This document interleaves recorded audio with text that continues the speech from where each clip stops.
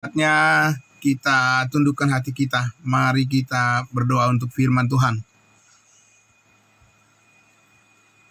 Allah Bapa Surgawi, kami kembali bersyukur ya Tuhan, dengan merendahkan hati kami di hadapan-Mu ya Bapa. Kami bersyukur atas penyertaan kasih Tuhan di dalam kehidupan kami, teristimewa pada saat kami beristirahat di jam-jam tidur kami. Penyertaan Tuhan begitu kuat, membimbing dan memelihara, sehingga pagi hari ini kami kembali bisa bersyukur dan bersama-sama memuji nama-Mu dan belajar dari kebenaran firman-Mu. Terima kasih Bapa dalam surga. Kami terus menyambut setiap panggilan Tuhan untuk kami masuk lebih dalam lagi, memahami tentang rencana-Mu yang indah bagi masa depan kami yang sungguh cerah. Di hadapan-Mu kami dapat merasakan segala kebaikan itu. Terima kasih Bapa dalam surga. Dalam nama Tuhan Yesus kami berdoa. Amin. Amin, puji Tuhan. Baik Bapak Ibu Saudaraku yang dikasihi Tuhan Yesus, mari kita kembali membuka Alkitab kita dari kitab Efesus pasal 1. Kita akan masih bersama-sama melanjutkan perenungan kita tentang dua program Allah yang berbeda antara sorga dan bumi, yang mana dalam Efesus pasal 1 kita sudah baca di ayat 10 bahwa suatu saat pada akhirnya nanti semuanya ini akan disatukan di dalam suatu masa kekekalan untuk memuliakan Tuhan Yesus. Dan hebatnya Bapak Ibu Saudaraku yang dikasihi Tuhan Yesus, rancangan Tuhan itu tidak pernah gagal. Amin. Ya, tidak pernah gagal. Dan rancangan Tuhan itu selalu diantisipasi. Ya, jika manusia gagal, tapi Tuhan tidak pernah gagal. Dan Tuhan selalu mempunyai cara untuk terus menghidupkan apa yang menjadi rancangan Tuhan untuk memberkati manusia. Itu sangat luar biasa. Dan oleh karena itulah saudara-saudaraku yang dikasihi Tuhan Yesus, sudah beberapa kali saya juga sampaikan kepada kita semua, kita belajar di sini, belajar dengan tingkat kematangan di mana kita di dalam Kristus Yesus telah didewasakan. Amin. Kita adalah anak-anak Tuhan yang telah dipilih sebelum dunia dijadikan untuk menjadi orang-orang yang diperlakukan secara dewasa oleh Allah melalui iman kepada kasih karunia kepada Yesus Kristus Tuhan kita, yang sudah rela mati berkorban di atas kayu salib untuk membasuh segala dosa kita satu kali untuk selama-lamanya. Jadi Bapak Ibu Saudaraku yang dikasihi Tuhan Yesus, ini adalah merupakan proses kita memasuki sebuah pembelajaran untuk memperkenalkan wajah kedewasaan Kristus, wajah kematangan, dan wajah kemuliaan daripada Kristus dalam kehidupan kita bersama sebagai anggota-anggota tubuh Kristus. Amin. Tentu saja itu hal yang sangat menyenangkan saudara-saudara, karena kita tahu berarti kita sudah menjadi dewasa. Amin. Dan kita berarti sudah melewati fase, ya, sudah melewati tahapan di mana kita tidak lagi menjadi orang-orang yang mudah terombang-ambing oleh rupa-rupa pengajaran, permainan palsu, oleh kelicikan manusia yang menyesatkan. Amin. Nah, itu sangat luar biasa itu Bapak Ibu Saudara. Nah, oleh karena itulah saudaraku, kita terus belajar untuk memahami diri kita, ya, memperhadapkan diri kita untuk diperbaharui oleh firman kasih karunia Tuhan. Amin. Supaya apa, Bapak Ibu Saudara? Supaya kemajuan kita ini terus berlanjut, ya, supaya berbuah. Kata Rasul Paulus, ya, di dalam segala hal membawa buah. Buah apa? Buah bukan buah yang pahit, tapi buah yang manis di hadapan Tuhan dan juga di hadapan saudara-saudara seiman. Amin. Nah, itu persekutuan yang kudus, ya, Bapak Ibu Saudaraku, yang harus kita sama-sama pelihara, harus kita jaga, bahwa kita semuanya ini adalah sama-sama sangat penting bagi Tuhan dan sangat penting juga satu dengan yang lain. Sebagaimana yang sudah disampaikan, dikhotbahkan oleh hambanya Bapak Pendeta Joksen Pardosi beberapa hari yang lalu, sewaktu saya masih dirawat di rumah sakit, beliau jadi pembicara kita, sudah menyampaikan bahwa kita ini adalah anggota-anggota tubuh yang saling membutuhkan satu dengan yang lain. Bahwa tangan tidak bisa mengatakan tidak membutuhkan kaki, kaki tidak bisa mengatakan tidak membutuhkan mulut, tapi semuanya terhubung dalam satu kesatuan yang kokoh, yang tersusun rapi.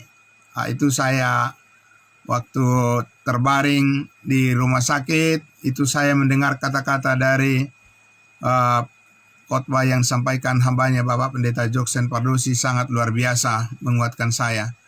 Nah, Bapak Ibu Saudaraku yang dikasihi Tuhan Yesus, oleh karena itulah maka pada pagi hari ini saya akan mengajak Bapak Ibu Saudaraku untuk melihat sebenarnya bagaimana bayang-bayang atau bagaimana gambaran bayangan yang diterima atau yang dialami oleh bangsa Israel di bawah program kerajaan sorga di bumi. Seperti apa bayangan mereka tentang cara mereka hidup dan penyembahan mereka kepada Tuhan. Dan dibandingkan nanti seperti apa, sebagai tambahan nanti akan saya jelaskan seperti apa bayangan dan gambaran dari kehidupan kita sebagai tubuh Kristus dalam hal mengikut Tuhan ini. Amin. Nah, coba kita lihat Bapak Ibu Saudara, supaya apa? Supaya kita sudah tahu bahwa firman kebenaran harus dibagi dengan tepat. Amin. Jangan mencampur adukan semuanya, karena itu akan membawa kekacauan di mana-mana. Itu akan menurunkan derajat daripada kemurnian pengorbanan Yesus Kristus, ya, yang telah mati dan berkorban menggantikan hukuman untuk kita. Kita harus menjaga terus kemurnian dari kebenaran yang tampil dari kasih karunia Allah tersebut. Mari kita lihat Bapak Ibu Saudaraku, ya. Satu bagian sudah kita lihat di beberapa hari yang lalu, dan mari kita kembali melihat di Ulangan pasalnya yang ke-28, ya. Mari kita lihat Saudaraku, Ulangan pasalnya yang ke-28, kitab yang kelima yang ditulis oleh Musa sebagai pemimpin daripada bangsa Israel, sebagai spokesman, ya, sebagai pembicara, ya, sebagai speaker daripada bangsa Israel untuk menggambarkan tentang bagaimana penyembahan mereka kepada Tuhan sebagai orang-orang kerajaan sorga di bumi. Nah, seperti ini dikatakan di Ulangan 28 ayatnya yang ke-15. Kita lihat dari ayat 15, ya. Supaya kita jangan asal mengambil firman Tuhan lalu kita mencoba untuk membayangkan itu seolah-olah ditujukan pada kita, padahal tidak. Itu ditujukan kepada umat Israel yang akan menduduki bumi ini sebagai tempat kekal bagi mereka. Ya, kita lihat di ayat 15. Tetapi jika engkau tidak mendengarkan suara Tuhan Allahmu dan tidak melakukan dengan setia segala perintah dan ketetapannya yang kusampaikan kepadamu pada hari ini, maka segala kutuk ini akan datang kepadamu dan akan mencapai engkau. Jadi Bapak Ibu Saudaraku, ya, umat yang hidup di bawah hukum Taurat itu sangat dekat dengan kutuk. Ya, sekali lagi, umat yang menganggap dirinya hidup masih di bawah hukum Taurat itu juga dekat dengan kutuk. Ya, bukan hanya berkat yang dekat, tapi kutuk juga sangat dekat. Ya, berikutnya di ayat 16, terkutuklah engkau di kota dan terkutuklah engkau di ladang. Terkutuklah bakulmu dan tempat adonanmu. Terkutuklah buah kandunganmu, hasil bumimu, anak lembu sapimu, dan kandungan kambing dombamu. Terkutuklah engkau pada waktu masuk, dan terkutuklah engkau pada waktu keluar. Jadi Bapak Ibu Saudaraku yang dikasihi Tuhan Yesus, bagaimana bisa saat ini, saudara-saudaraku, kita sudah hidup di dalam kasih karunia, masih menganggap bahwa firman ini ditujukan kepada kita. Karena Tuhan Yesus sudah mematahkan kutuk di atas kayu salib. Amin. Paulus katakan, dia yang tidak berdosa telah dijadikan menjadi dosa. Dia telah dijadikan kutuk karena kita yang terkutuk. Supaya kutuk itu tidak lagi bisa berlanjut kepada kehidupan kita, maka Yesus mematahkan kutuk tersebut. Amin.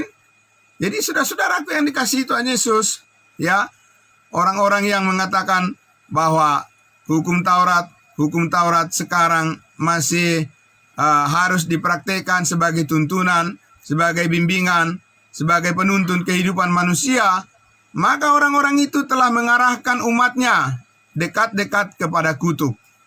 Bapak Ibu Saudaraku yang dikasihi Tuhan Yesus, bayangkan itu. Ya, dan herannya banyak orang juga yang mau mengikuti dan yang menerima risiko itu, dan memang itu sudah pilihan masing-masing tentunya. Nah, saudaraku yang dikasihi Tuhan Yesus, oleh karena itulah saudara dan saya perlu mengetahui kebenaran kasih karunia Allah. Amin. Perlu mengetahui lebih banyak lagi tentang kebaikan Allah yang telah dicurahkan melalui pengorbanan Yesus Kristus di atas kayu salib. Karena di sanalah revolusioner, ya, di sanalah revolusi, ya, terhadap dosa secara total, saudara-saudaraku, dilakukan oleh Yesus Kristus dengan berkata, sudah selesai. Amin. Tetelestai. Ya, disitulah revolusi daripada pembaharuan terhadap segala sesuatu, dan dinyatakan melalui Rasul Paulus kepada kita. Kalau kutuk yang tadi disampaikan oleh Tuhan melalui Musa sebagai pemimpin bangsa Israel, lalu kasih karunia yang telah membebaskan kita dari segala dosa disampaikan oleh Tuhan Allah melalui hambanya Rasul Paulus sebagai rasul kita bangsa lain. Mari saudaraku, ya, kita silakan saudara membaca sendiri seterusnya di pasal 28 itu. Kita akan langsung melihat bagaimana dengan kita di zaman kasih karunia ini, bahwa kita tidak bisa membayangkan, ya, gambaran daripada pernyataan-pernyataan kutukan-kutukan seperti yang dialami oleh bangsa Israel. Tetapi kita mempunyai suatu bayangan tersendiri saat ini yang bersih daripada kutukan. Amin. Tapi bayangan yang penuh dengan berkat Tuhan. Amin. Mari kita lihat dulu Bapak Ibu Saudaraku. Kita langsung kembali ke Roma pasalnya yang ke-6. Ya, kembali ke pasalnya yang ke-6. Roma pasal 6. Ya, Roma pasal 6. Bagian ini juga sudah juga disampaikan, ditandaskan oleh saudara muda kita yang menyampaikan firman Tuhan pada hari Minggu kemarin, saudara kita Evangelis Sostenes Fortunatus SPD. Ya, kita lihat di Roma pasalnya yang ke-6, ayatnya yang ke-14 dikatakan di situ, ya. Rasul Paulus berkata, sebab kamu tidak akan dikuasai lagi oleh dosa. Amin. Saudaraku, karena dosa itu membawa kutuk, dan kutuk dosa adalah maut, upah dosa adalah maut, tapi kita tidak akan dikuasai lagi oleh dosa. Karena apa? Karena kamu tidak berada di bawah hukum Taurat, tetapi berada di bawah kasih karunia Allah. Amin. Bapak Ibu Saudaraku yang dikasihi Tuhan Yesus, kasih karunia Allah itulah yang membebaskan kita dari bayang-bayang ketakutan, dari bayang-bayang kengerian, dari bayang-bayang ancaman. Saudaraku, kasih karunia Allah itulah yang memerdekakan kita dari segala dosa, yang membebaskan kita dari segala hal yang buruk dalam kehidupan kita. Dan kasih karunia Allah itulah yang membersihkan pandangan kita, menyucikan hati nurani kita, dan juga menegakkan hati kita, menguatkan hati kita untuk melihat bagaimana baiknya Tuhan bagi kehidupan kita semua. Amin. Amin. Puji Tuhan. Mari kita lihat di pasal 7-nya, Bapak Ibu Saudara. Kita lanjut Roma pasal 7 ayatnya yang ke-6. Ayatnya yang ke-6. Dikatakan demikian, tetapi hal yang sebaliknya, tetapi sekarang kita telah dibebaskan dari hukum Taurat. Amin. Bapak Ibu Saudaraku yang dikasihi Tuhan Yesus, ya, banyak orang yang masih memelintir arti makna daripada ayat ini supaya sesuai dengan keinginan-keinginan mereka. Mereka mengatakan, oh tidak begitu, maksudnya tidak semua hukum Taurat, tapi sebagian saja yang telah dibatalkan atau yang telah dinonaktifkan. Tidak ada dikatakan, Bapak Ibu Saudaraku, ya hukum Taurat, ya hukum Taurat. 613 butir, ya itu hukum Taurat semuanya. Amin. Nah, tapi di sini dikatakan, tetapi sekarang kita telah dibebaskan dari hukum Taurat, sebab kita telah mati bagi Dia yang mengurung kita, sehingga sekarang kita melayani dalam keadaan yang baru menurut roh dan bukan dalam keadaan yang lama menurut hukum Taurat. Jelas sekali di situ, Bapak Ibu Saudara. Jelas sekali, saudaraku, ya. Itu yang sangat luar biasa. Jadi bahwa kemurnian itu harus kita pertahankan. Jangan kita memberitakan firman Tuhan dengan campur aduk, tapi kita harus membagi firman kebenaran dengan tepat. Supaya apa? Supaya orang-orang yang mendengarkan pemberitaan firman yang kita sampaikan, benar-benar mereka merespon dengan tepat dan mencapai sasaran seperti yang Tuhan inginkan. Amin.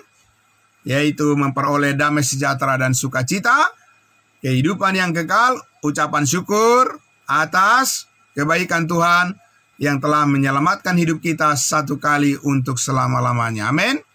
Nah, Bapak Ibu Saudaraku, oleh karena itu, saya akan membawa kita sedikit lagi untuk melihat bagaimana bisa dikatakan tadi bahwa kita telah dibebaskan, telah dimerdekakan dari dosa dan dari hukum Taurat. Itu, saudara, bukan karena perbuatan kita, bukan karena kemampuan kita, bukan karena hasil usaha kita. Tapi kita lihat, Bapak Ibu Saudara, di dalam Efesus pasalnya yang kedua, ya ini yang ditegaskan oleh Rasul Paulus di dalam kitab Efesus terkait dengan bagaimana saat ini ya kita diberikan oleh Tuhan menjalani program yang spesial, programnya Tuhan yang khusus, supaya kita benar-benar ya merasakan manfaat daripada pengorbanan Yesus Kristus dan kasih karunia-Nya secara maksimal dalam kehidupan kita bersama. Di dalam Efesus pasal 2 ayatnya yang ke-15 dikatakan demikian. Ya, Efesus pasal 2 ayat 15. Sebab dengan matinya sebagai manusia, Yesus Kristus Dengan matinya Yesus Kristus sebagai manusia, bukan sebagai Tuhan, karena Tuhan tidak bisa mati, ya, tetapi sebagai manusia, Allah telah membatalkan hukum Taurat dengan segala perintah dan ketentuannya, membatalkan hukum Taurat dengan beberapa perintah. Tidak dikatakan dengan beberapa perintah, atau membatalkan hukum Taurat 5%, 10%, 50%, 90%, tidak ada dikatakan, Bapak Ibu Saudara. Ya, dikatakan di situ, ia telah membatalkan hukum Taurat dengan segala perintah dan ketentuannya. Untuk apa? Untuk menjadi bubar semua, atau untuk menjadikan kosong semua rencana Allah? Tidak, Bapak Ibu Saudara. Untuk menciptakan keduanya menjadi satu manusia baru di dalam dirinya, dan dengan itulah mengadakan damai sejahtera. Amin. Puji Tuhan, Bapak Ibu Saudaraku yang dikasihi Tuhan Yesus. Tidak pernah terjadi ada kekosongan di dalam rencana Allah.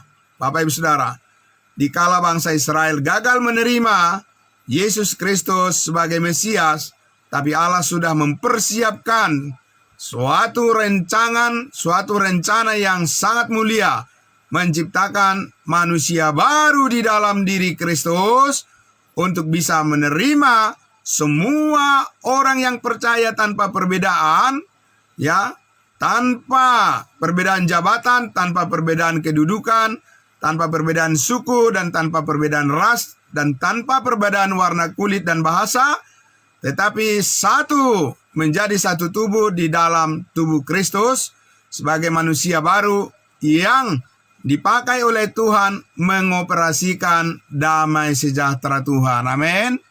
Jadi Bapak Ibu Saudaraku yang dikasihi Tuhan Yesus, mengapa penting terbentuk jemaat-jemaat kudusnya Tuhan? Itu adalah tubuh Kristus yang dipakai oleh Allah menyuarakan damai sejahtera kepada dunia. Amin. Jadi bersyukurlah saudara-saudara dan saya, kalau kita ini sekarang berada dalam satu tubuh Kristus, dalam satu kesatuan tubuh Kristus. Mari saudaraku kita jaga kesatuan hati kita ini. Amin. Mari kita jaga saudaraku kekeluargaan iman yang sejati ini.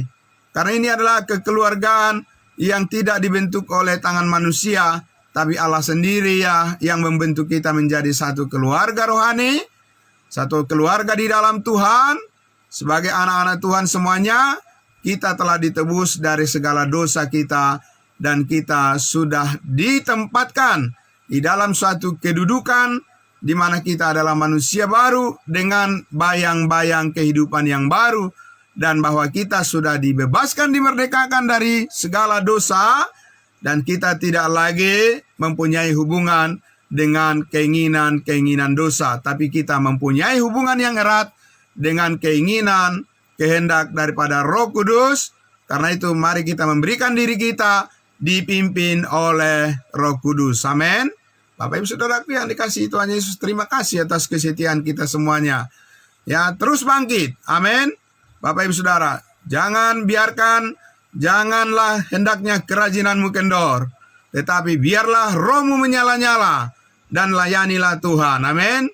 Dan biarlah kita terus datang kepada pengetahuan akan kebenaran, karena kita tahu dengan pengetahuan akan kebenaran itulah kita bisa juga bertindak dan berperilaku dengan benar. Amin. Mari kita berdoa. Bapa dalam surga, terima kasih Tuhan kami. Kami sangat bersyukur ya Tuhan, betapa besarnya anugerah-Mu kepada kami semua anak-anak-Mu yang terus menuntun, menerangi jalan pikiran hati kami, terus diperbarui dan terus dibangkitkan semangat kami Tuhan. Sementara kami menghadapi berbagai pergumulan, berbagai persoalan, dan berbagai hal yang bahkan yang tidak masuk akal dalam kehidupan ini, tapi di bawah bayang-bayang kasih karunia Tuhan, kami memperoleh kejernihan berpikir bahwa rencana Tuhan itu sungguh indah bagi masa depan kami. Terima kasih Bapa dalam surga, karena kami diberi kesempatan untuk menjalani kehidupan yang berkenan kepadamu, dan untuk itu biarlah Engkau mencukupkan dengan kasih karunia-Mu apa yang kami perlukan supaya kami bisa melakukan yang terbaik bagi saudara-saudara seiman kami dan bagi semua orang, supaya kami mampu dan dimampukan untuk memberitakan kabar baik tentang penebusan segala dosa, kabar baik tentang keselamatan hidup yang kekal, kabar baik tentang kemurahan hati Tuhan yang telah menebus dan mengampuni segala dosa satu kali untuk selama-lamanya, dan setiap orang yang percaya dimeteraikan dengan Roh Kudus dan ditempatkan di dalam satu wadah manusia baru untuk terus bertumbuh menjadi orang-orang yang didewasakan di dalam iman kepada Kristus Yesus. Terima kasih Bapa dalam surga, terpuji-pujilah namamu untuk semuanya itu, dalam nama Tuhan Yesus kami berdoa, amin. Amin. Terima kasih. Tuhan Yesus memberkati kita semuanya. Terima kasih saudaraku. Ya, shalom semua.